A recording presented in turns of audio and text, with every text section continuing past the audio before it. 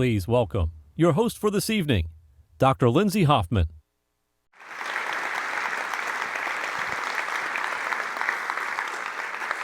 Hi, everyone. Welcome to the first event of our ninth annual National Agenda Speaker Series, brought to you by the University of Delaware Center for Political Communication with support from the Office of the Provost.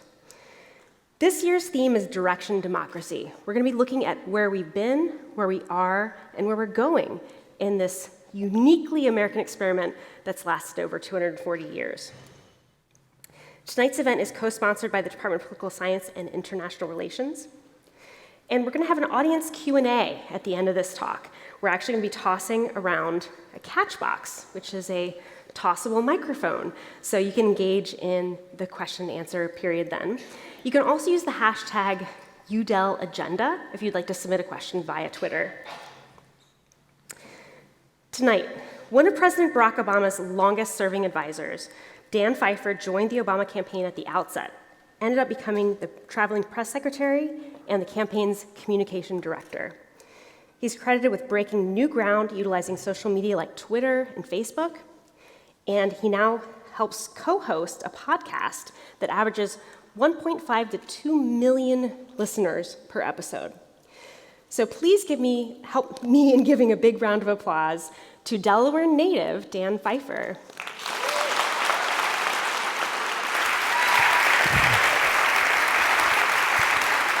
Thank you.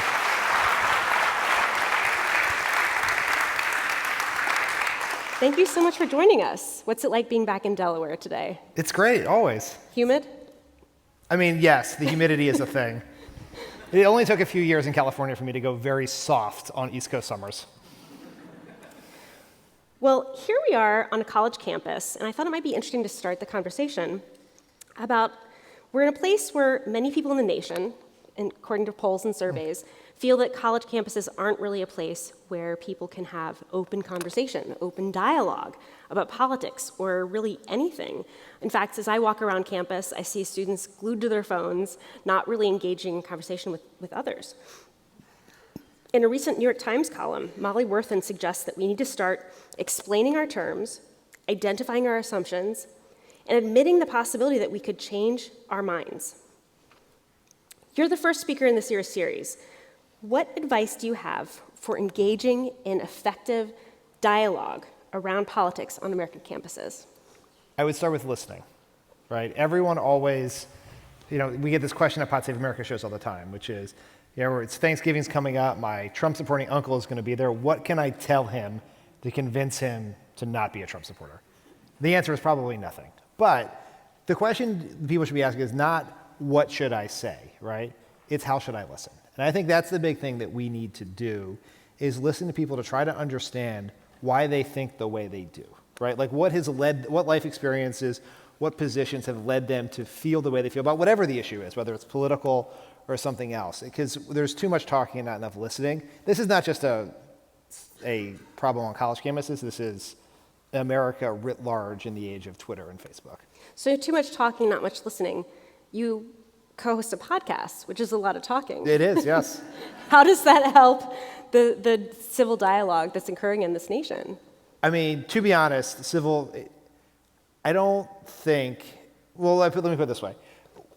We are fortunate enough to have a platform, right? And so what is the way in which we can use that platform to be helpful, right? And so I am less, civility is good. People should be polite to each other. We should not yell at each other, not harass each other. But I'm more interested in activism than I am in civility. Civility for civility's sake is submission, in my view, right? Like, our podcast is not about how do we get people to be nice to each other. It is helping people who are concerned about the direction of this country find positive, productive ways to channel their anger. So instead of, to go back to the hypothetical example of the Trump-loving uncle, so I will often tell people, instead of just listening, which you should listen, but if you can't convince your Trump-loving uncle or father or whoever else, don't worry about trying to convince them to stop loving Trump. Go find two of your friends who aren't registered to vote, register them to vote, and now you've canceled their vote, right? So it is about, instead of planning out how you're going to yell at your uncle, find out how you can advance the thing you care about by actually doing the substantive work of political activism. Well, and so the big part of this year's theme is bringing voices from both the left and the right. So you're obviously coming from the left. Yep. You mentioned civility and activism. How do you balance, can you balance both of those things? Yes, I mean, I think whether you liked President Obama or not, he was a civil human being, right? He was a decent human being. He treated people with decency, right? You can be involved, activism doesn't involve yelling at anyone. That's actually counterproductive to activism. Activism is trying to get people to get involved in politics, right? To be a force multiplier for citizenship. And the best way to do that is civil, right? You're never going to yell someone into doing what you want to do. And so, we've had a lot of civility debates in Washington since Trump took over. I think they generally sort of miss the point, right? I think the more important thing is how can you actually make a difference? And you're going to have a better chance of making a difference by being a civil, decent person with an open heart and open ears than you are just screaming at the person down the street. I think that's counterproductive. That is a waste of time in a world of limited time and resources and really urgent priorities. Do you think it's about an authenticity? I mean, there's something about Trump that seems authentic to a lot of voters. There's something about Obama that seemed very authentic to a lot of Democratic voters. So where does authenticity fit? I think authenticity is the most important quality for a politician. Voters have a very good BS detector. The voters who supported Trump did not have the wool pulled over their eyes.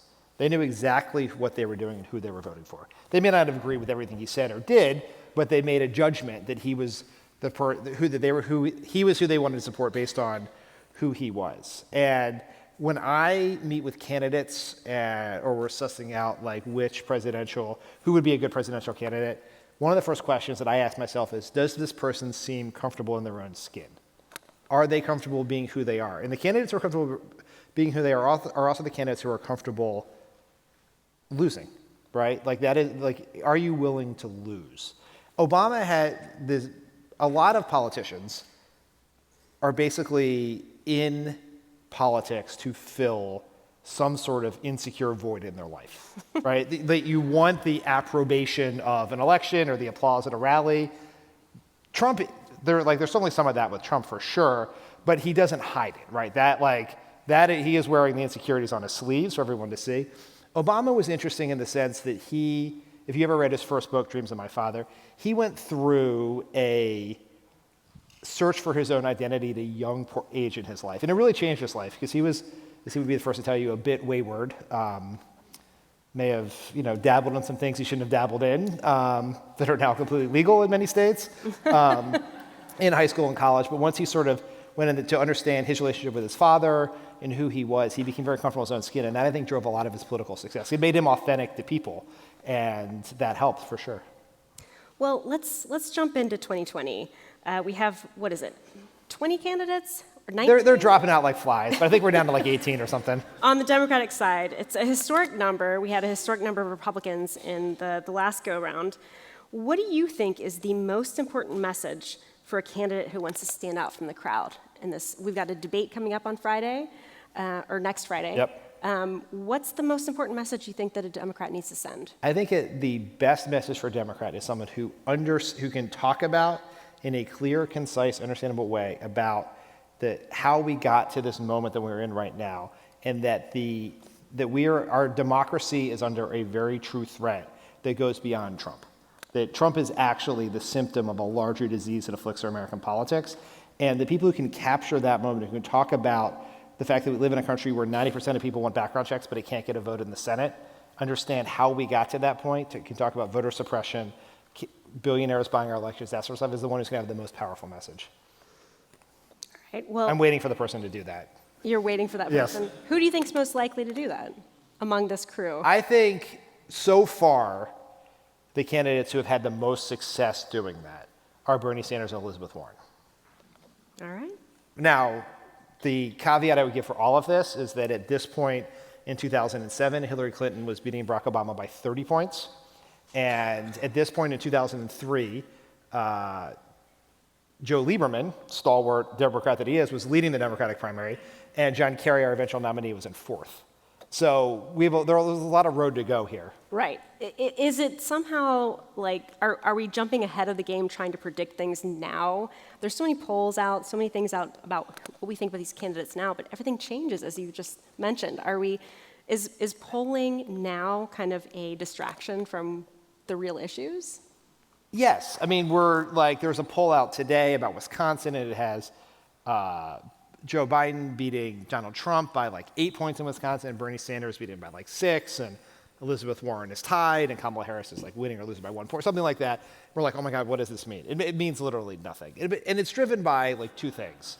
One is we're like Democrats, progressives, we're so nervous. Like this is the most important election that we will probably face in our lifetimes. And we want to know right now who the best person is, who can accomplish this, who can take on the task. We want to know right this second, and we don't have enough information to make that judgment. The other reason is just there's sort of a political media industrial complex now that is like the presidential campaign is keeping newspapers and cable networks afloat, and so they're fueling this as well. And so we're sort of living in a world of national hysteria with little consequence just yet. That's a great segue into a question. What I like to do in these events is National Agenda is also a class with 20 plus students, and they are required to submit questions. So I like to ask their questions at these events as well. And Dana asked, you had a podcast recently, in your August 8th podcast, she cites it. You mentioned that the press focuses on balance rather than accuracy. Do you think this is a recent media trend, and can you elaborate more on this? I do not think it's a recent media trend. And the concept here is that the mainstream media, which is traditional media, that's everything from the New York Times, Washington Post, CNN, MSNBC, et cetera, most of the people who work there are, if they voted, they would probably vote for Democrats. They're progressive, they're socially progressive, relatively liberal. And they're very sensitive to that fact. And Republicans have spent decades screaming about liberal bias in the media. And so therefore they often swerve out of their way to be balanced as opposed to accurate. And it's very evident, it was very subtle for a long time. It's very evident in the Trump era, because everything, like there's no subtlety. Subtlety died the day Donald Trump was elected. And this frustrates a lot of people because you have objectively, Donald Trump lies and says racist things. That is just by the mere definition of those things. Yet the New York Times will not use the terms racist and liar. So you have a president who lies, is a racist liar, and the press won't call him a racist liar, and that is very frustrating to people. And I think it's a huge error on behalf of the media these are tough times is a tough economy for media, but you're trying to appease critics from the right. But most of those critics are professional bad faith critics. They are running media businesses. Fox News, Breitbart, Daily Caller. And so it is in their interest to devalue the concept of it, to nullify the concept of an objective media. And so you're never going to appease a bad faith critic. So you should just be accurate, let the chips fall where they may. And I think they would be better off doing it. And I think democracy would be better off if there were more newspapers willing to do it. And some are. I think the Washington Post has been very willing to use terminology that other papers have not. Well, okay, so let's move on to, let's talk about Republicans for a minute. Sure. Brian wants to know, what do you think will be the media strategy of the Trump administration going into the 2020 presidential election? Do you think it's going to be similar to what we saw in 2016, or is it going to be different?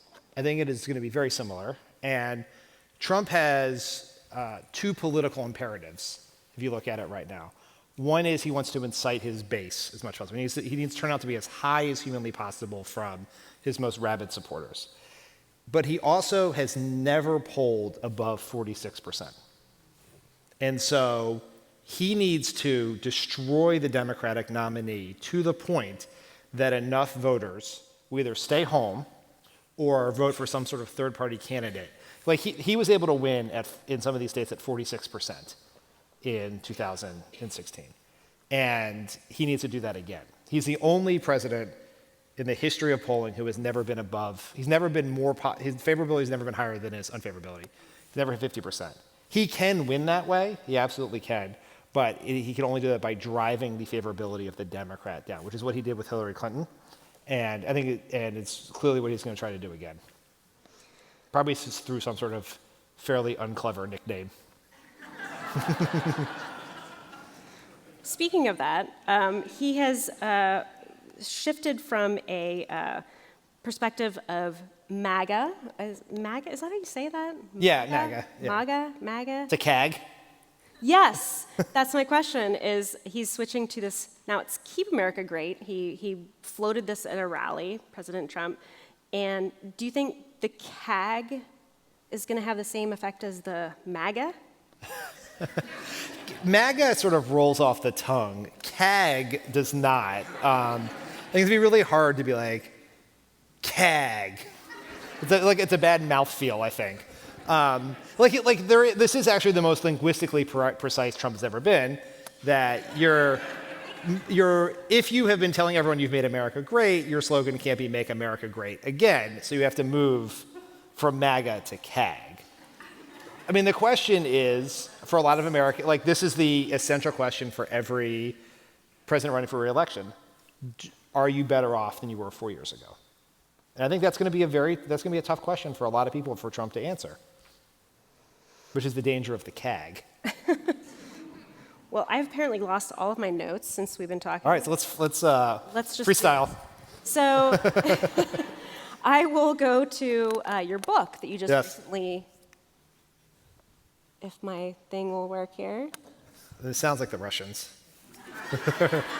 Oops. So you released a book last year called Yes, We Still Can.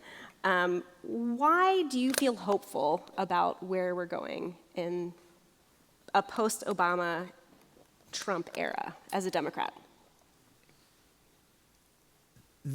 The Trump's election is obviously a very, very dark cloud from my perspective. But I have been able somehow, which is not really I'm usually more of a glass half empty sort of guy, but I have found a silver lining in this dark cloud, which is Trump's election has awakened something in the American people. I remember the day after the inauguration, walking out of the hotel in DC I was hiding in while I was there to do political commentary, hiding from all of the people in the soon-to-be CAG hats, and I walked outside the day after, and the streets are filled with the Women's March. People like grandmothers, daughters, granddaughters who've come across the country on buses overnight to march. I remember after a few weeks later, at the last minute, getting in Lyft and going to the San Francisco airport to participate in the protests against the Muslim ban. My wife and I were the third people in a row that the Lyft driver had driven to the airport, and there were almost 1,000 people there cheering. I've had one of the wonderful things about Pod Save America is we travel the country, and everywhere we go, we get to meet some of these amazing activists. People like, we've spent a lot of time with the kids from Parkland who will make you feel so good about America. We got to spend time with a man named Addie Barkin who has a terminal disease and is using every last ounce of his strength to fight for Medicare for all. And you get to meet these activists and you see that the country is better than what happened in 2016. And it's my book, I wanted to be hopeful. I am hopeful, but it is conditional hope. I am not telling everyone, the point of this book is not to tell people it's going to be okay. Trump's going to lose, we're going to get over this. It's not that, because it may not go that direction. But I do believe that we control our own fate. If we do what we did in 2018, which is people march, they register people to vote, they knock on doors, they make phone calls, and they vote, there are more people who disagree with Trump than support him, who agree with Obama's vision of politics. And if those people turn out and become active, full-time citizens, then the future of this country is very hopeful. Well, so your book also talks about what Democrats need to do, what they need to change if they do want to win in the next presidential election. Yeah. What are your best pieces of advice for a Democrat who ultimately wins the primary? First is they have to be willing to, You have to be willing to run to win, not to lose. Too many politicians are afraid of losing. They're more afraid of losing than they want to win. And so that leads to caution all the time. Trump is favored to win this election. Incumbents almost always win. Incumbents in good economies always win.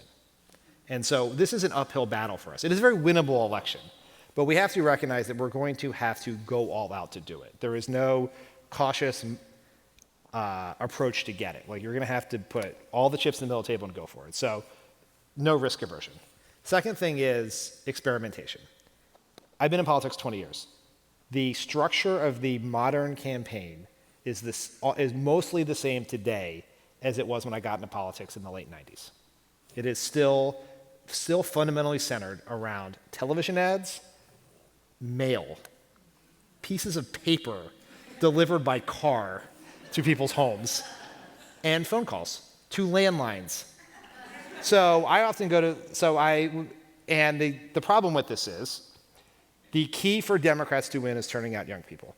So whenever I go to see a group of young people, I ask them, when was the last time they watched a television commercial? Right? Like, never. When was the last time you checked your mail? And when was the last time you answered a phone call from an unknown number? Right? Like, that is just not, like, we have to update the model of campaigns to succeed. And the last piece of advice I would give the Democrat is, traditionally, elections against an incumbent are supposed to be referendums, right? Like, the goal, your goal the whole time is to say, I want the people to decide whether they like Trump or not. If they don't like Trump, they're going to elect me. I think that is a terrible mistake this time, right? It is usually the incumbent wants to make it a choice between two candidates. I think the Democrat wants to make it a choice. Trump's flaws are manifest and many, and everyone knows what they are. And you're not going to, so you don't have to spend a lot of time convincing people why Trump is bad. You have to spend people convincing time why you are good. Like, so spend more time talking about yourself than Trump. I think the best candidate is someone who tells a broadly appealing, inspiring story about this moment in American history, and Trump is not a main character in that story. And which candidate do you think is that? I don't know. I honestly don't know. It's like some days I look at it and I'm like, Elizabeth Warren is amazing and she'd be the best nominee. Sometimes I look and say, Kamala Harris would be an amazing nominee. And like everyone, I've done it, like most of the people on the debate stage next Friday night, the 10 candidates who've made it, I've looked at one point and said, I see how they can do this. It's really early. Obama was puttering around, doing pretty poorly at this point in 2007, right? And so I honestly, if I had the answer, if I knew who could do it, I would get off the stage, I'd pack my bags, and I'd go to that campaign and try to help him win. But I don't know who that is yet. All right, that's fair. Let's talk a little bit about Twitter. Oh, yes. You have a pretty strong presence on Twitter, and I'm still waiting for all my questions to come up, so I'm kind of winging this at this point. But I had a lot of questions about sort of what value you think Twitter has in the larger political conversation. Part of what we do here at National Agenda is trying to engage people to speak across differences. Is Twitter a positive way to communicate across political differences? No, Twitter is not a positive anything, frankly. Well, I mean, I think Twitter is a funhouse mirror of American politics. It distorts things in terrible ways, and it creates a self-perpetuating insider conversation among the most vehement activists on both sides and the reporters who cover it. I think the statistic that really shows the danger of Twitter is that basically 10% of Americans are active on Twitter, and 100% of reporters are. So you have 100% of reporters who are having the opinions of 10% of Americans pumped into their brain 24/7. And I do think that is very bad. It distorts coverage. It distorts how people view things. It makes trivial seem important. And then there are very important stories that are not the kind of things that get people fired up on Twitter that don't get attention. And so I think that's very bad. Here is the good part of Twitter. I think this is the good part of the advent of social media generally, which is full of many democracy-destroying dangers, don't get me wrong. But I think there is something important about the democratization of information distribution. So it used to be back in the old days that the only way you would ever get information would be if someone at a handful of newspapers or 3 television networks and 2 cable networks told you it happened. And now we can know something just because someone somewhere has a smartphone, right? We know a lot about what is happening in Syria, in Yemen, because someone has a smartphone and is willing to broadcast it. And because the news outlets aren't there, they can't be there. And so we are exposed, there is a lot of what happened in the Arab Spring we know about, or the Iranian protests in 2009 and 10, are because people who had smartphones and Twitter. And so that part is very good. But for the general political conversation, it is very problematic. And it is not, and the biggest problem is that Twitter has done an absolutely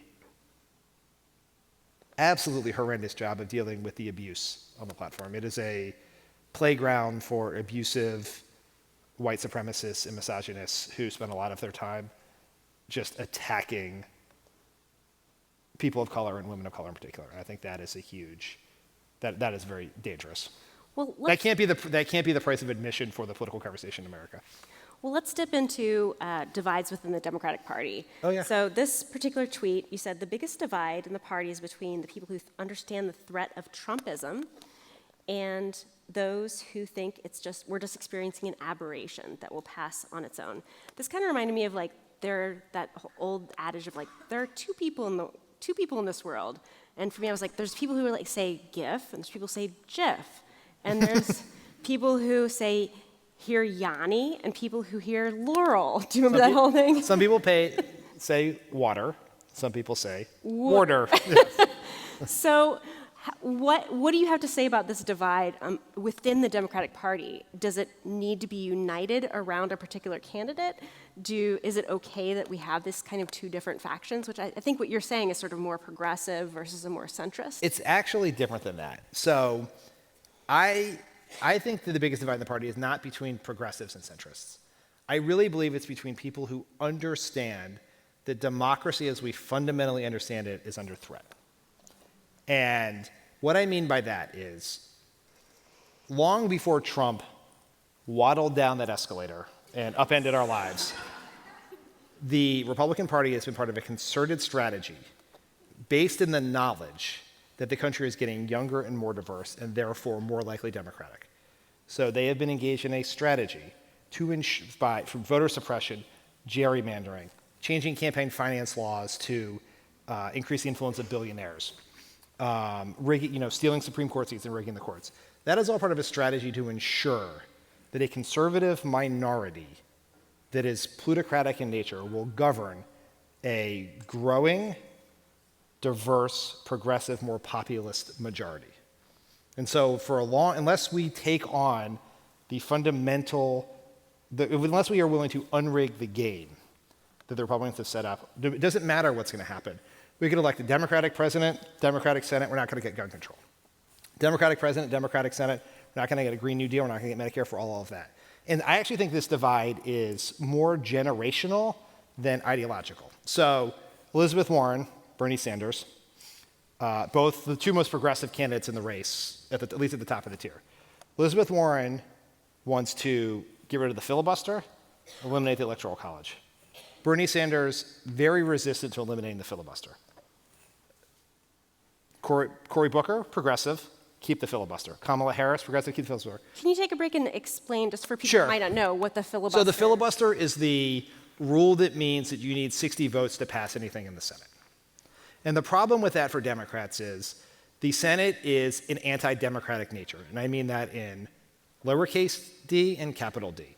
And so in a system where Wyoming has as much power as California, Idaho has as much power as New York, the smaller, more Republican red states are advantaged.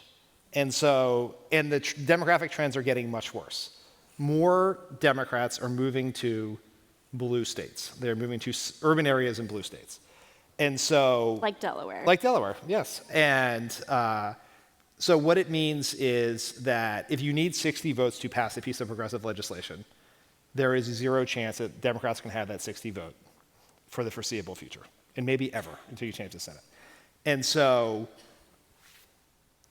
to my point in this divide is, so you have progressives who believe we have to get rid of the filibuster. They also are they're willing to challenge, they recognize that the norms in American politics, the system as it currently exists, is not majority rule. It is anti-democratic, and they're willing to take on aggressive reforms of that. And I include on those list of reforms, trying to get rid of the Electoral College, ending the filibuster, making D.C. a state that's 2 more Democratic senators, giving Puerto Rico the option, if they so choose, to become a state. If Trump buys Greenland, we should get 2 senators in exchange for that. And court reform, thinking about the idea that changing, there is nothing in the Constitution says that we should have 9 justices on the court. Congress changed the number of justices like 7 times in the first 100 years of America. In fact, changed it once just to prevent Andrew Johnson, an impeached president, from appointing justices. So there is a history of changing the court. And the belief is we shouldn't live in a world where someone like Trump, who didn't win the popular vote, the majority of Americans vote against him, can can change the direction of the Supreme Court for decades. Like, my daughter is 1. When Brett Kavanaugh is Ruth Bader Ginsburg's age, she will be in her mid-30s. So, like, it is this axiom of Supreme Courts. And so some more moderate Democrats like Pete Buttigieg and Beto O'Rourke aggressively push these reforms. Some progressives like Elizabeth Warren aggressively push these reforms. Some Democrats who are progressive like Bernie Sanders agree with these less. Some moderates like Joe Biden do not agree with these. And so the divide is actually not ideological. I really believe it's the people who understand the threat. And I think the less time you've spent in Washington or hanging around the Senate makes you more likely to see the forest for the trees here. You recognize that even if Lindsey Graham is an affable guy to be on the treadmill with, he is a danger to democracy, and you have to take him on directly. Well, that brings up a good point. I mentioned you are a Delaware native. You went to Wilmington Friends. Are there any Wilmington Friends folks out here? Couple, all right, hi. What about your upbringing in Delaware put you in a place where you could feel confident as working with an Obama, working with other Democratic politicians? Seeing Joe Biden at the grocery store more often than not. Look, I give, to whatever extent, it's more than luck that I just happen to work for Barack Obama. I give all the credit for my professional decisions and development to my parents, who are here tonight.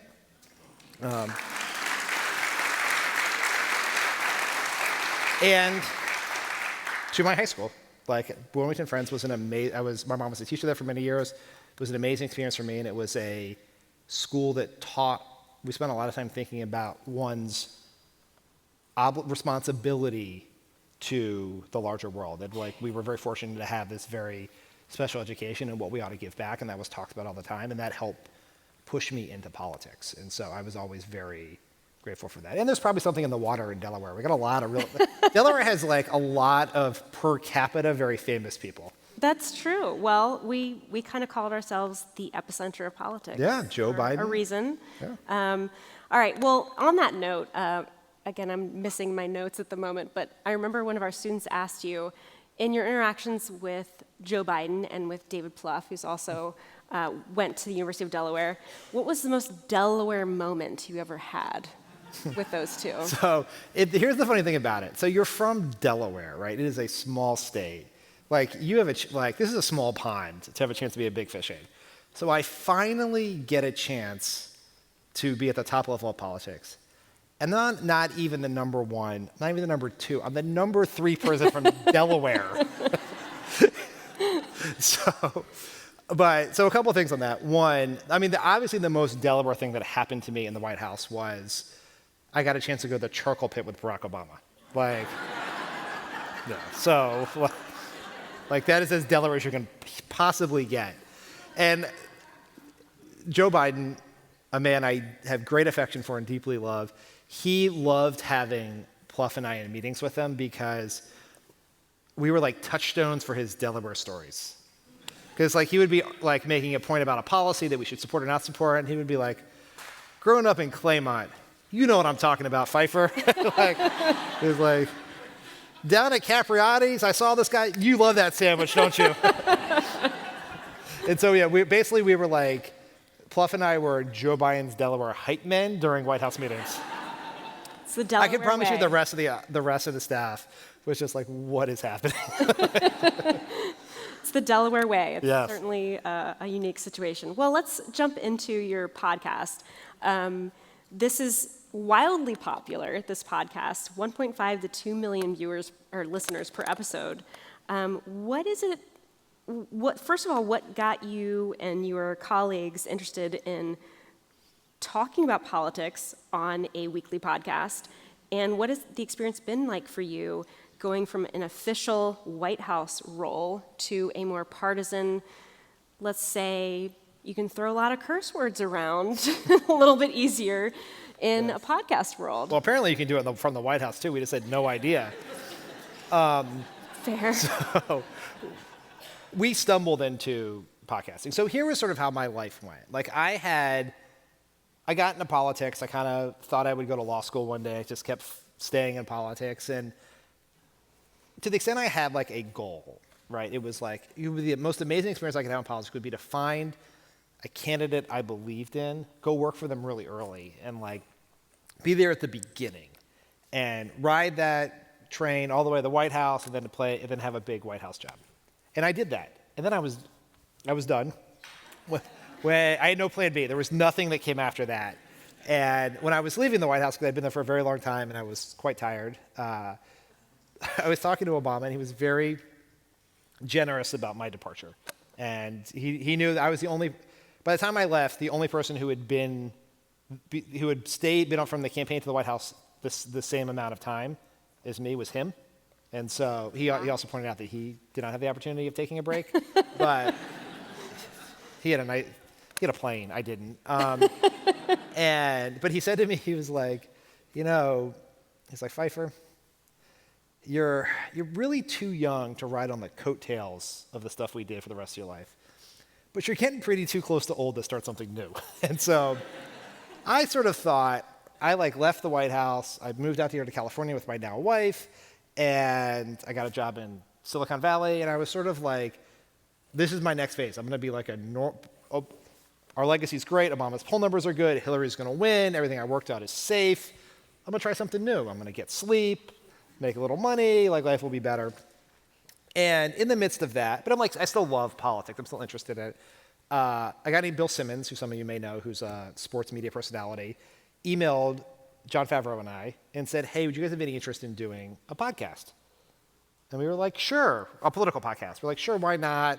We don't really know how we're doing it. He's like, we sort of had some hesitancy because we'd never done this before. And he was like, well, why don't you guys come on my podcast and see if it works? So we did his podcast, which turned out to go very well, or so he thought, and people listened to it and got some attention. And so he was like, well, why don't you guys do a test podcast? And so John and I did it. We had no idea what we were doing. And we thought it was a test, inside the building. They thought it was a test outside of the building. So they posted it. And it turned out people liked it, and so we did more. And we sort of thought of it, and then our colleagues Tommy Vitor and John Lovett joined us a few months later. And we sort of thought of it as, this is a hobby. This is what we're going to do in 2016. Hillary's going to win. We're going to go back to our lives. That didn't happen. Sorry to spoil this for you, but... Spoiler alert. Yes. So we sort of started, we're like, John, and Tommy wanted to start a media company, something they've been very interested in a long time. Something I did not have a lot of interest in, starting a media company.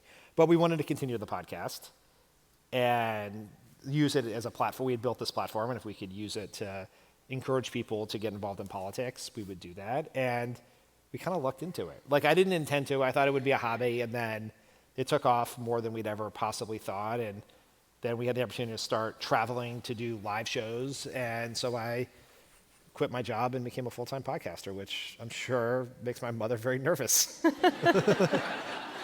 She won't say that now, but at the time it was alarming. So Crooked Media, where does that name come from?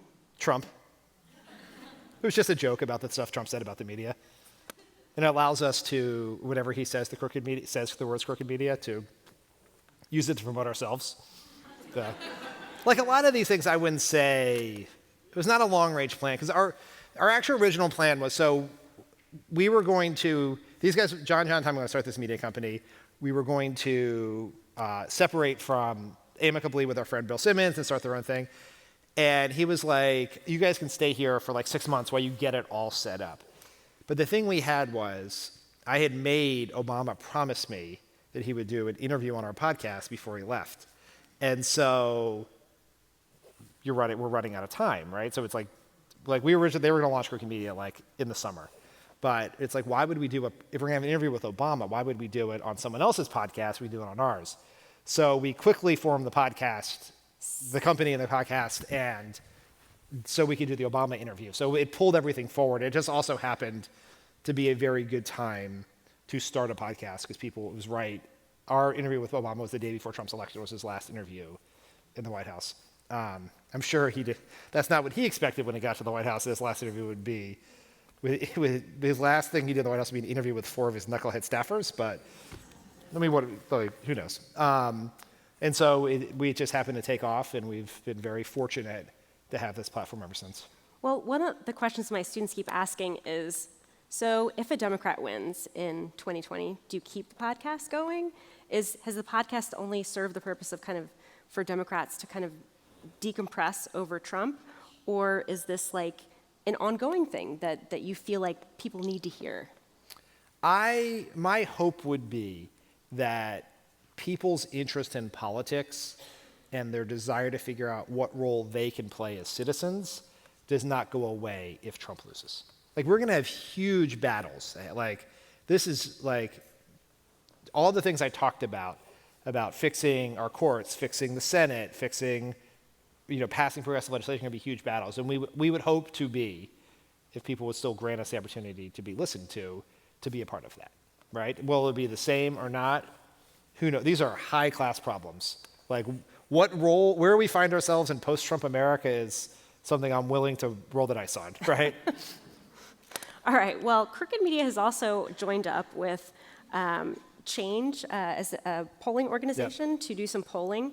As a public opinion scholar and someone who devours polling information, I thought it was interesting that you guys did some polling in Wisconsin, or Crooked Media did some polling in Wisconsin, and Elizabeth Warren is doing very well there, and Bernie Sanders is kind of in second place. It reminded me of a poll that I was looking at just not long ago on I also have a podcast. Yes, I know.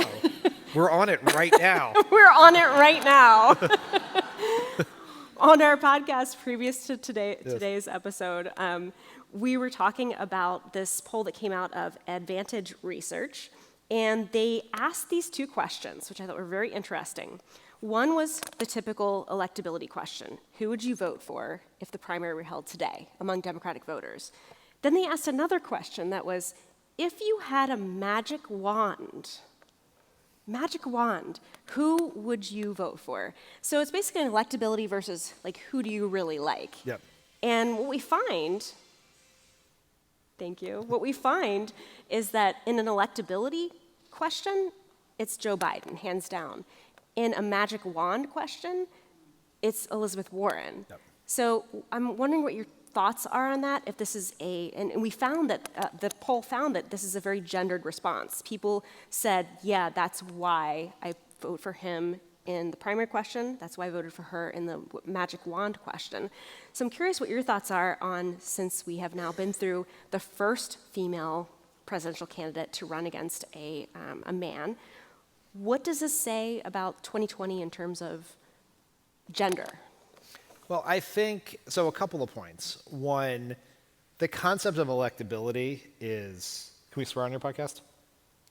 What's that? Can we swear on your podcast? It's BS. It's BS. Okay. It's BS. And it is a gendered and racial question where for too long the concept, this is pushed by the mainstream media, it's based on history, but is this view that white men are more electable than other types of people. Barack Obama faced this. There was huge concerns about Barack Obama's electability. And no one knows what it means, right? Like, as an archetype, racist reality television star with a gold toilet and a private plane is not, that is not a model of electability. And so that like that's just I think that drives a lot of the answer that Biden is most electable. Although I would say there is more to it than that with Biden, right? Like definitely Biden he's a white man, fact. He has pitched himself for a very long time, correctly I think, as someone who can appeal to blue collar, white voters in Scranton, for instance, like his hometown of Scranton. But he also is associated with Barack Obama, right? That also he's been part of 2 winning campaigns, so that all fuels that together. But I don't think that means anything right now, right? I think electability is something that is demonstrated, not discussed, right? So you show you're electable by running a really good campaign, by drawing big crowds, which is something Elizabeth Warren is now focusing on, right? She's had these huge crowds in Minnesota and Seattle, and she's now going to do an event in Battery Park, I think, in New York, that I think she's going to blow the doors off of. And that's going to make people think she's more electable, right? Not making mistakes, right? Building a good organization. And then you ultimately prove you're electable by winning elections, right? And that's the advantage of a primary system, which is Barack Obama answered questions about his electability by winning the lily-white state of Iowa by a large margin. And what happened there was really interesting. People forget this. Hillary Clinton, much like Joe Biden right now, was crushing Obama with African-American voters. And we would see in our focus groups where the pollsters would get together a group of randomly selected voters and have conversations that they loved Obama. They loved him, but they didn't think white people would vote for him. And they really wanted to win. And so once white people voted for Obama in Iowa, the numbers moved like massively by 30 points the next day into Obama's category among African-American voters. And so like there's a lot. Joe Biden definitely appears to be the most electable now. Polls show he's the most electable now. I think it's a little self-perpetuating, which is everyone says he's electable, so that's what they tell pollsters.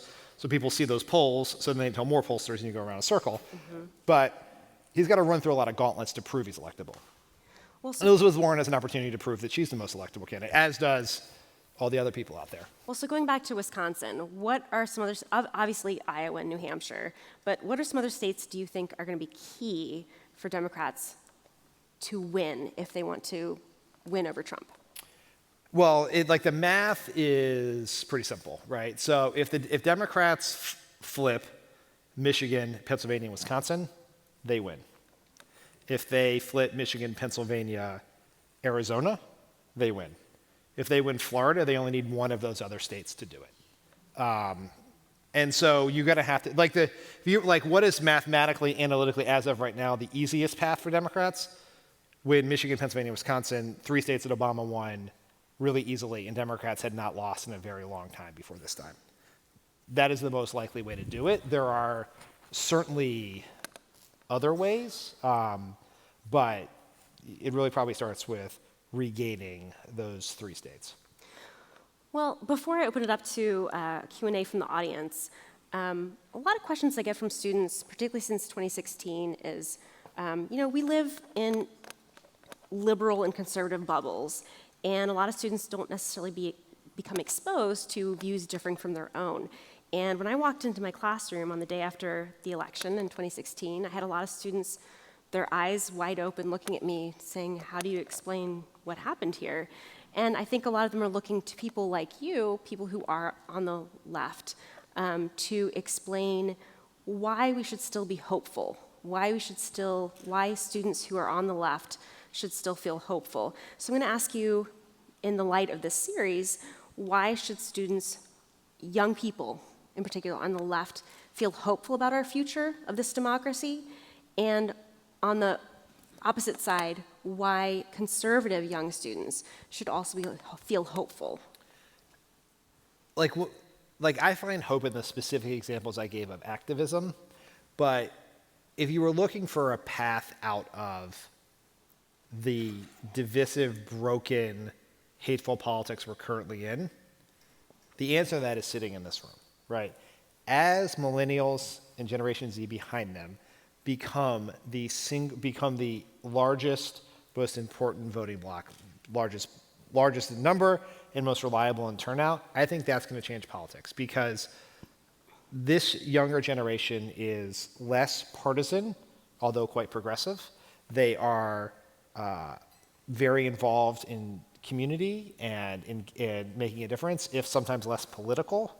And when both parties are forced to fight over this group of voters, whether those voters are conservative or progressive, then we will have a different kind of politics. Because right now, the math is very simple.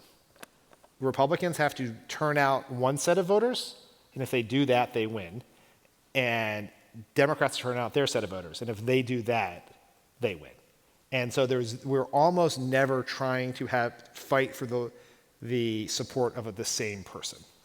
And that will change as older folks age out of the electorate and younger folks age in.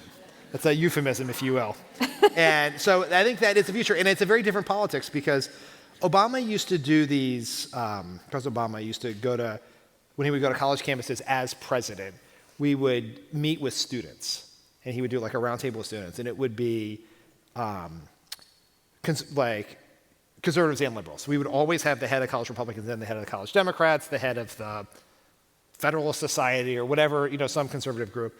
And the thing that was really interesting about those is the conservative kids would be angry about the Affordable Care Act, spending, taxes, sort of traditional Republican issues. But they'd also be mad at Obama about not doing enough about climate change and not doing enough on marriage equality, right? And so there are, like when you get to younger voters, there's a story in the Times the other day about conservative, Republican, otherwise Republican, younger voters being very feeling disenchanted with the party because they don't believe in climate change, right? And so I think we will find a hope for a better politics in this next generation. And so we're gonna have to survive a few elections between now and then. And I mean, that could be a coin flip, but if we can get to a place where both parties fight over the same group of people who are currently young, I think politics will look different than it did before. Well, it's similar to what happened with the baby boom. Like in the immediate years after the baby boom folks, there was like this moment where you could have a little more bipartisanship, and I think there's a chance for that in the future. Well, and I'll switch this from a researcher's perspective. We talk about both ideology and partisanship. And there are a lot of people who aren't identifying with a party, but feel very liberal or conservative. That's kind of what you're describing. Do we have in the immediate future of this democracy a three-party system, a multi-party system? We should, but we won't. The Electoral College, if we were to get rid of the Electoral College, we could have many parties. You could have the Democratic Party, Republican Party, you could have a Conservative Party, you could have the Democratic Socialists of America, you could have the Green Party. But the problem is we have a two-party presidential system, which is why you have to get to 270. If you don't get to 270 electoral votes, then the House votes by state delegation. And so there's no constituency for that third party. And so if we got rid of the Electoral College and we were a popular vote election, then I think you would see more parties. I think that would actually be... Do you think that's going to happen? It's very hard to do, but I think everyone should advocate for it. I think we should push for it. I think we should talk about it all the time. I think there are some end runs to it that I won't get into, but it requires a constitutional amendment for the most part, and that's obviously a very challenging process. But if we don't begin working on it now, we're never going to get there. It's a stupid system, absolutely stupid system. Be honest. Yeah, I mean, if you have a system that decides that the person with the fewest votes become president, like that's a flaw in your system. Well, again, before I toss it to the audience, you had some interesting things to say. A lot of the students in our class today were very interested in your personal interactions with President Obama. And I thought it was very interesting that you talked about something that a student asked, basically, how do you know when you can tell your boss that he might be wrong? And I thought you had a really interesting anecdote about Obama that I thought you might be able to share with us before we toss it to questions. So like one of the real tests, the dividing lines between a good political staffer and a bad one is whether that person is willing to tell the boss, and sometimes that boss is the President of the United States, what they don't want to hear, to tell them they're wrong, to argue with them, gently, but argue with them. And what was interesting about President Obama was he also thought that. Most bosses don't think that, they don't want it, even if they know they need it. And so Obama would often, when he was meeting with staff in an interview process or meeting with staff, like when they first came in, and I could see this happen, is that he would give them an opportunity to tell him he's wrong or to push back on something he said, and I would always see the look in his eye if they didn't. If they were too intimidated by the Oval Office or the presidency or kissing up to the new boss, that they let it go. It would always seem like in the back of his mind, I could see him put a little demerit by their permanent record. And he took this so seriously that in big White House debates, he would often argue the opposite of his position to test it, right? He would, if he was for this tax cut, he would argue against it. And to test it, he would also sort of test the staff in the room a little bit. Like, who's going to now tell him he's wrong? And you'd be shocked to see the people who would be like, who had been for the tax cut until the president started raising the concerns. They're like, I've been saying since the beginning, this tax cut's a bad idea. And he's like, sort of like making notes. And sometimes he'd be mad at you when you did it. He's a human being. He's got a very stressful job and without a lot of sleep. He'd get kind of grumpy, but he'd appreciate it in the long run. And he encouraged that. And I think if you're working, whatever your profession is, but particularly in politics, is if you are not rewarded or applauded for telling them the tough thing, then you're probably working for the wrong boss. That person is not someone who should be in that job, and you shouldn't spend your time serving that person. All right, thank you. Well, I'm going to ask Charlotte, who I see over there, and Justin to go back and pick up the catch box. So this is a tossable microphone. It's in the shape of a little box. And these are my two interns for the Center for Political Communication who are going to moderate this conversation. So if you guys can just come to the front, and we'll take questions from the audience. Who has the first question for Mr. Dan Pfeiffer? Charlotte, there's someone over there. Throw it. There you go. Thank you so much. So, love the pod. Thank you. Got to get the super PAC funded, by the way. We're working on it. We're working on it, yeah. So, we hear a lot. Do you know any billionaires? Yes. This guy right here, yeah. So, we hear a lot about the, 90% of Americans are for stricter gun laws. The guns are just out of control in our country.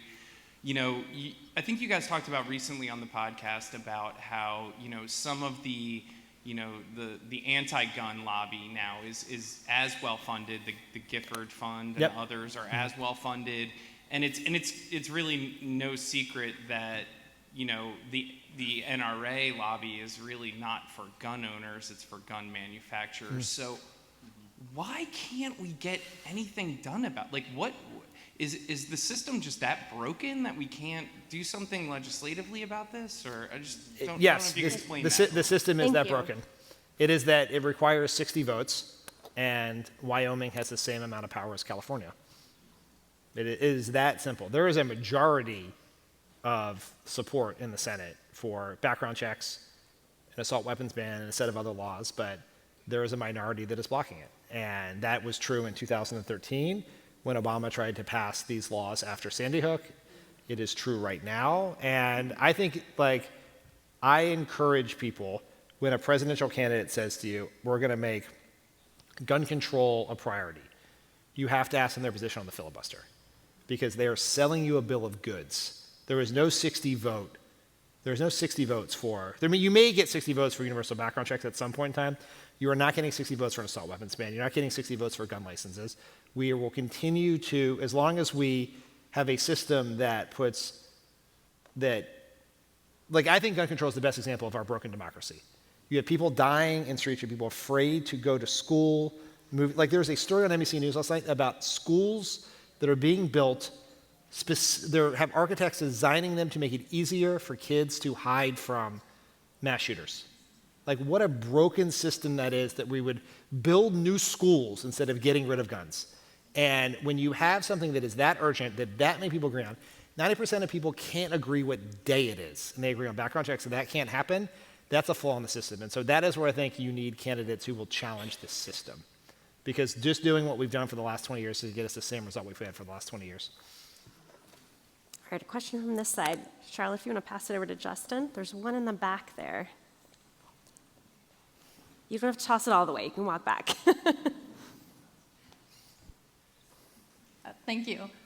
Being as that you're involved in the Obama administration's communications and messaging, I was wondering if you could speak to their successes and potentially failures to kind of avoid the moment that brought us Trump in this country and the way that people were feeling. I spent a lot of time thinking about what it is we could have done differently that would avoid the situation we're in. And it's hard to figure out because, like, if you were to say years out from a presidential election, like, what do you want the outgoing president to do to pave the way for your successor? They should have high approval ratings, they should remain scandal-free, and the economy should be going well. No one hits that, right?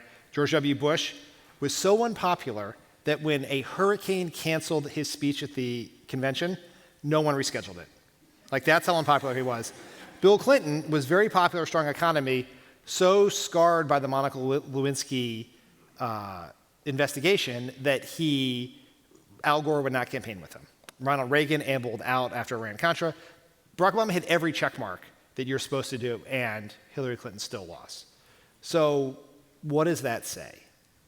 I wish I really knew the answer. I think the one thing that I think is, I do think we globally Democrats, of which Obama and his team are at the top of, is complacency. I think we thought, and we allowed people to believe that victory was inevitable, that the changing demographics of the country meant that Hillary was going to win no matter what. And that complacency both kept 4 million Obama 2012 voters from turning out 2016. Trump won by 70,000 votes. That's less than 4 million. And it also gave people who didn't want Trump to be president, they thought they could vote for a third-party candidate instead of Hillary because Hillary was going to win anyway. So I think Democratic Party complacency, and that starts in our White House, is the thing that we could have done differently that would have potentially affected the result. Before I toss it to the next questioner, what do you think the 2018 midterm results portend for 2020? Nothing. I mean, 2010, Republicans won 60 seats in the House, and Barack Obama won pretty easily with a pretty big electoral college margin. Now, I don't think it portends anything. I do think it gives us a vision of how we can win, which is what happened is after the election, everyone started working their tails off. I said tails because we're on a PG-rated podcast here. My podcast. Yes. This is not your podcast. I know. I'm trying to do it like you would appreciate. They work their tails off. Like, they work like heck. And they said, like, people were knocking doors 18 months out from the election. They're registering voters. Like, that never happens. And it is the lesson that if you organize, you can win.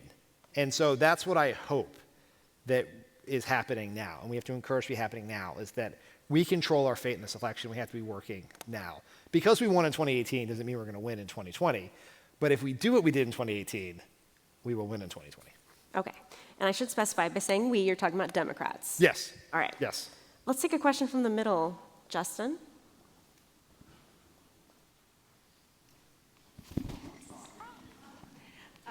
So as someone who's involved a lot in local politics, that will translate into presidential politics as the race gets, the election gets closer. I see a lot of disagreement among Democrats where people are looking for a purity test. In a group that I'm involved in, there was discussion of primarying a sitting Democratic senator from Delaware because he took money from the wrong people. So my question to you is, what's the best way, if you're someone who's involved in action and advocacy, to handle that kind of disagreement and to deal with people who think that changing the system means kind of breaking it into little shards and not really putting it back together again? I don't know the specifics of this instance, obviously. I generally think primaries are good, right? If someone doesn't stand up for what they told voters they were going to do. They should feel some pressure, particularly in a world where people live in safe districts, right? Where once you're in, you can do whatever you want. Now, it may not be that this is one of those cases. The question isn't, are you going to run against someone in the primary? Like, I think the primary debates are good. And if you want to have a purity test in the primary, saying, I want to support this primary candidate who is more pure on this issue that I care about, God bless you.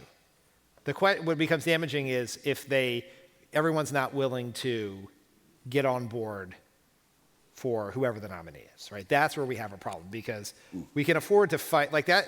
That's an intra-family fight in a primary. But once the general election gets here, everyone's got to unify. And I think the best way to do that is to encourage the dissent to be substance-based.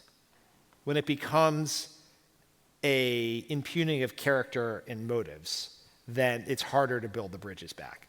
If it's like, you're for Medicare for all, you're for a public option, we're going to debate this, the voters are going to decide, that's fine. But if it's like, you're for a public option because you're in the pocket of insurance and companies, then it gets harder, right? It's when you were saying that someone is corrupt. I mean, if they are corrupt, that's different. But if it's just like, if the assumption is because you don't agree with me, you're corrupt, it's harder to repair the damage and get together to find the ultimate goal, which is to win the general election. All right, other questions? Justin, there's actually one of our national agenda students.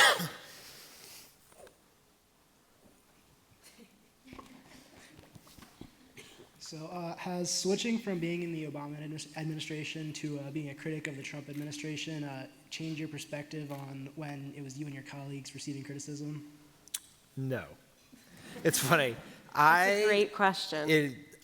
I had this pledge to myself when I was leaving the White House, which is there were a certain set of things, whenever there was another president of a different party, or even the same party, there are a couple of things I would not criticize them for.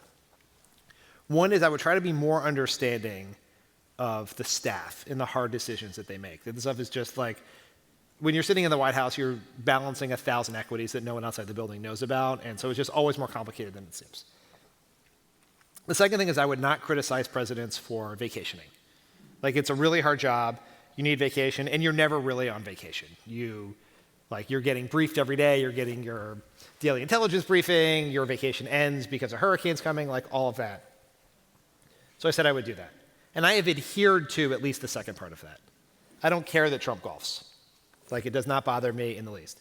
It bothers me that he and the Republican Party thought Barack Obama golfing 1/8 the amount that Trump did was some sort of federal crime, and now they're okay with it. Like, that bothers me.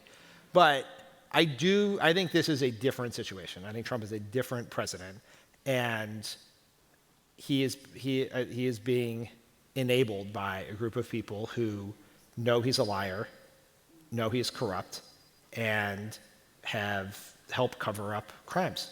And so I think those people who willingly make that decision are open for criticism. I think if we get back to a more normal world, even with a Republican president, my approach would be different. But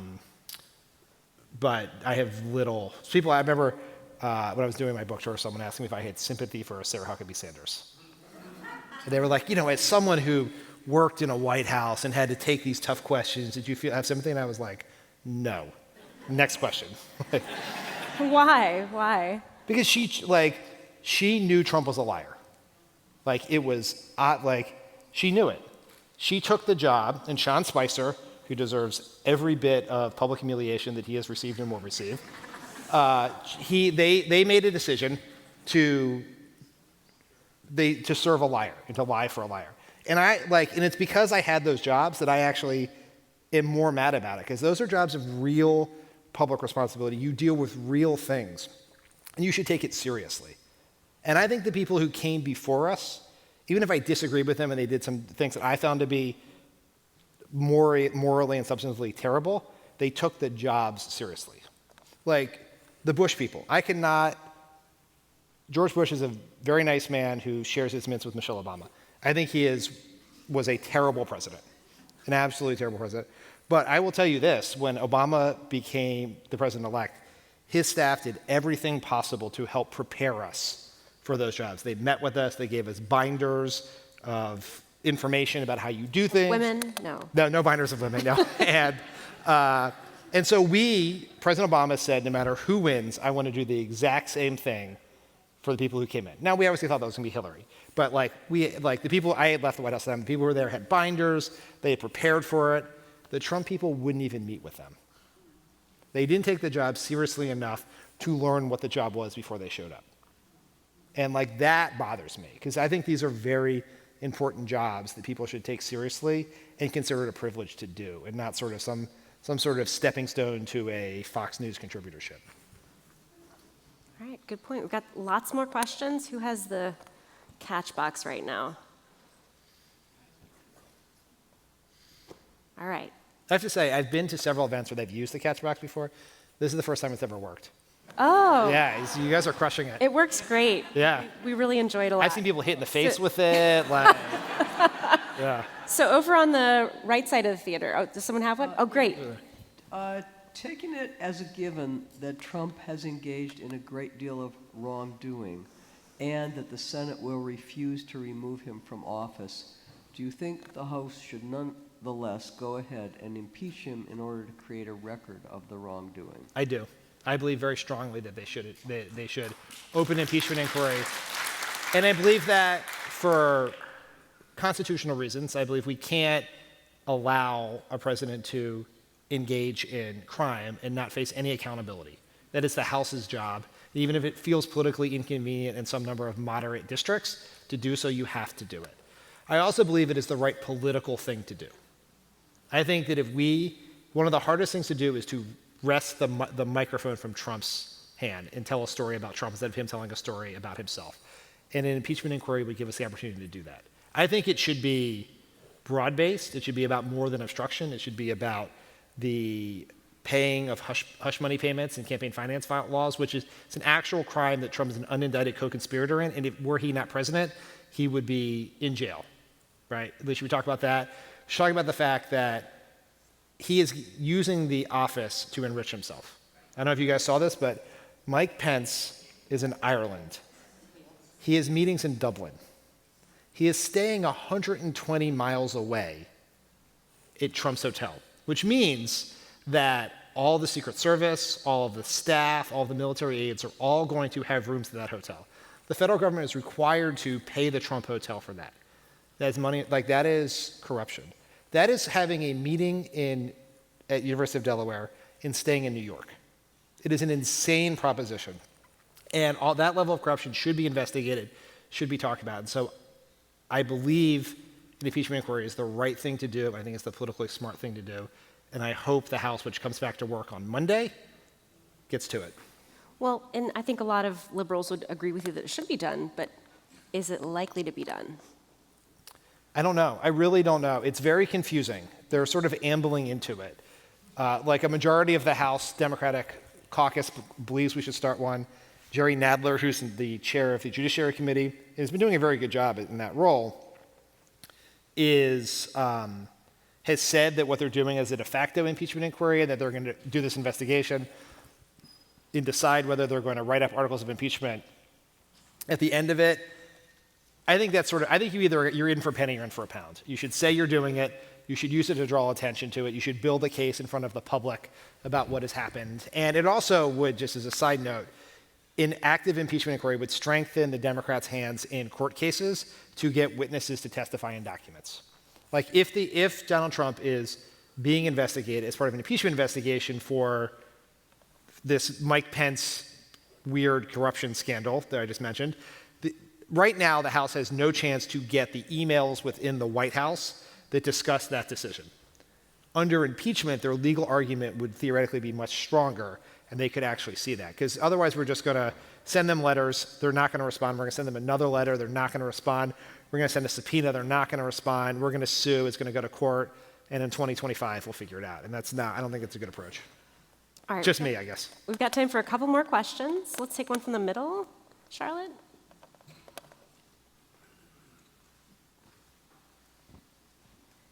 You haven't mentioned anything about Russian influence in the past election, and I wondered if you could touch on that subject. Thank you. The other part that I would say when you ask what could have been done differently, I just was not there in the White House during when the Russian influence operation was discovered and how that was happening. So I don't have a great window into that process. Obviously, it was decisive in this election, in an election of 70,000 votes across 3 states. Many things are decisive. It would be crazy not to think that the things that Russia did, both the division, using the bots and Facebook ads to divide Democrats, but also just the fact people forget that the Access Hollywood tape came out in the morning, and by the afternoon, WikiLeaks had all of John Podesta's emails as a way to distract from that story, which was something we now know the Russians did.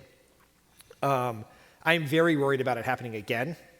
There was a very disturbing story last night about how a bunch of bots that people don't know are Russian but seem very potentially Russian spread a rumor all across the internet that the shooter in Midland, Texas had a Beto O'Rourke sticker on it. It was a Democratic Socialist who had a Beto O'Rourke sticker on his car.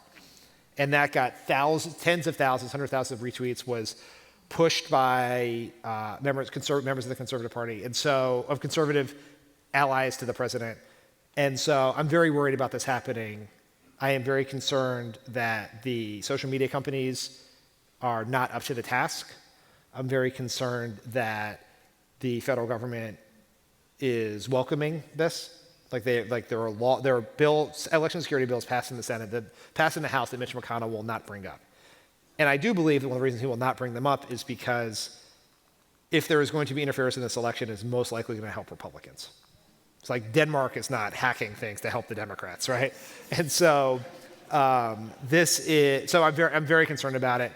I think hopefully the media will be better about how they deal with the information that comes from hacking than they were last time. But yes, on the list of many things that keep me up at night,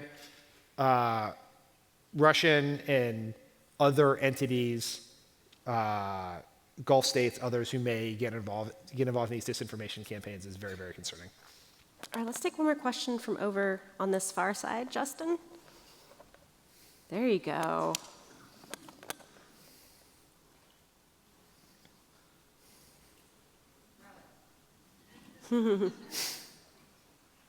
Welcome back, Dan. Good to see you. Of course, thank you.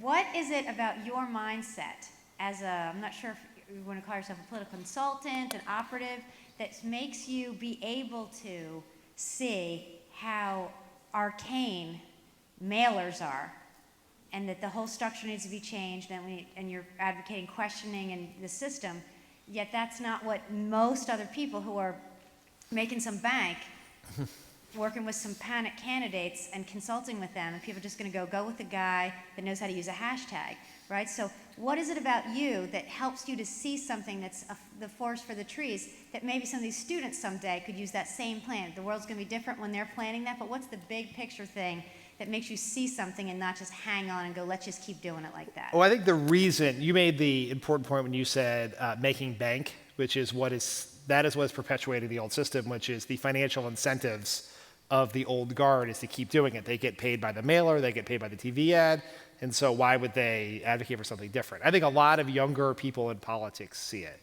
I think the advice I would give people is try, if and when you're ever in a position when you're in politics, is don't be afraid to experiment, right? Don't be afraid to fail. Try lots of things, right? I tell some stories in this book about this was my favorite thing to do was try new cool communications things. And some of them were embarrassingly bad.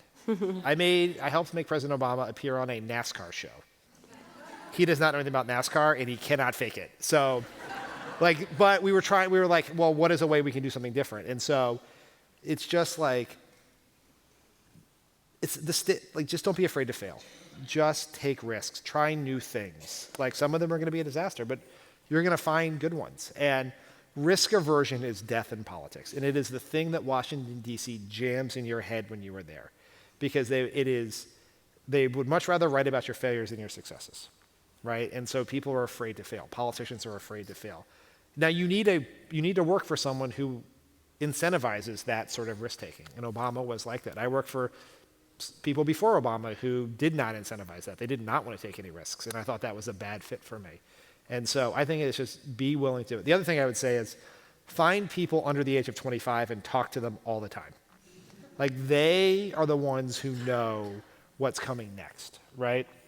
Like Instagram takeovers is a thing I never knew about. Well, yeah, there's Instagram. Like, so someone is one of these Did candidates. I sound even old just saying that? Like, is that I like wasn't gonna already? say Is that already old? It's very fast these days. Yes. But it's like one of these presidential candidates is going to discover TikTok pretty soon.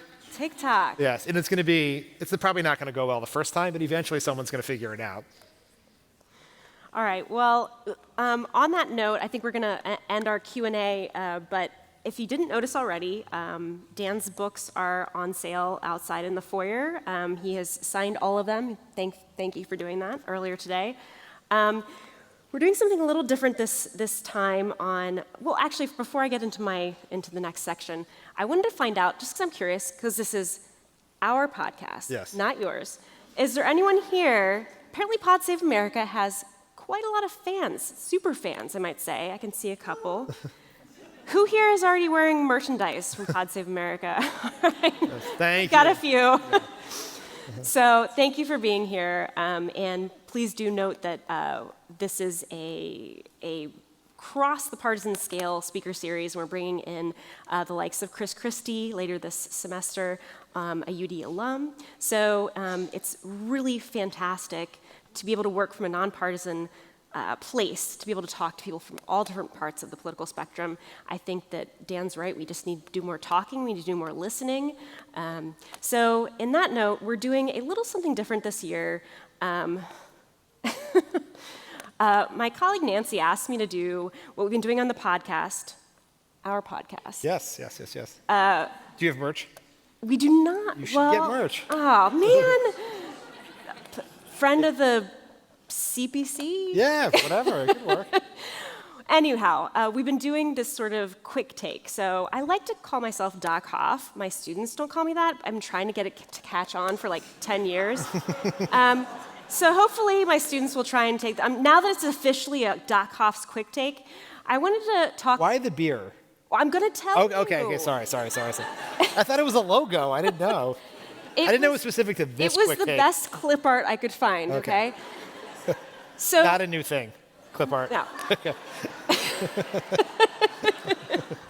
We are children of the 90s. Yes, we know clip art. Yes. So one thing that I mentioned that survey earlier in the conversation about if you could wave a magic wand, who would you want to win the election? And it reminded me of, you might remember this now, in the early 2000s, particularly 2000 and 2004, the question that surveys were asking Americans were, who would you want to have a beer with?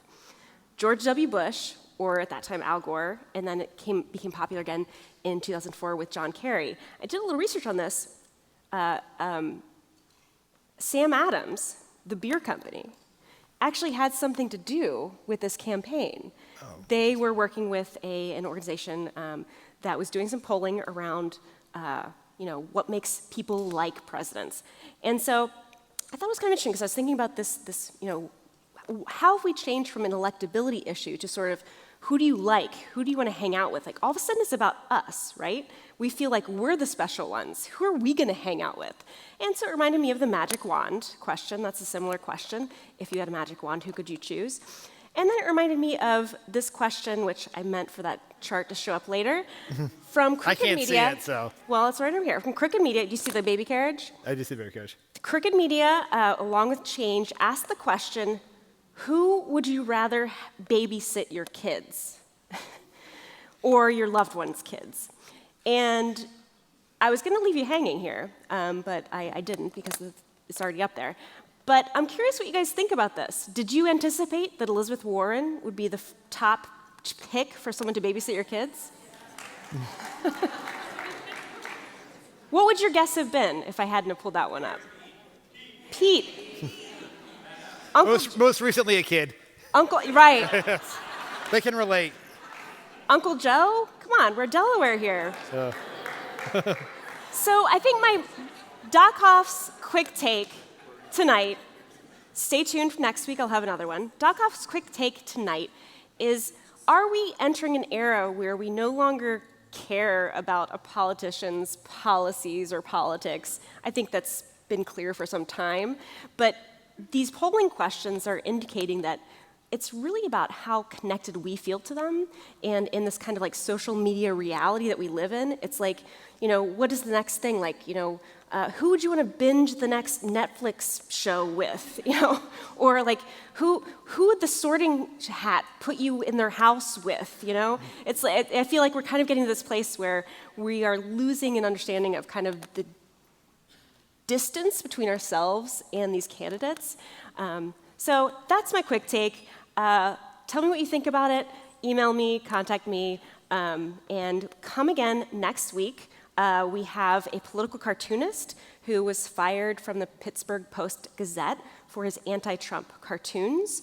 Really was the first person to ever be a part of this. The editorial board went to the far right for Trump. He's still cartooning. He's going to have a great presentation of political cartoons for you to look at. These are always fun to watch political cartoons. They are at the heart of American democracy. Of any art form, they have been certainly present throughout our entire history. I want to quickly mention our audio essay contests, which is our third year. Students are welcome to submit 2 to 4 minute audio essays, and there's cash prizes, so no harm in submitting them. It's open to University of Delaware students. Just visit cpc.udel.edu.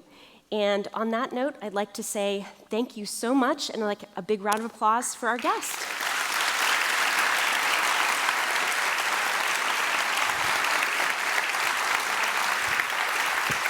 Thank you.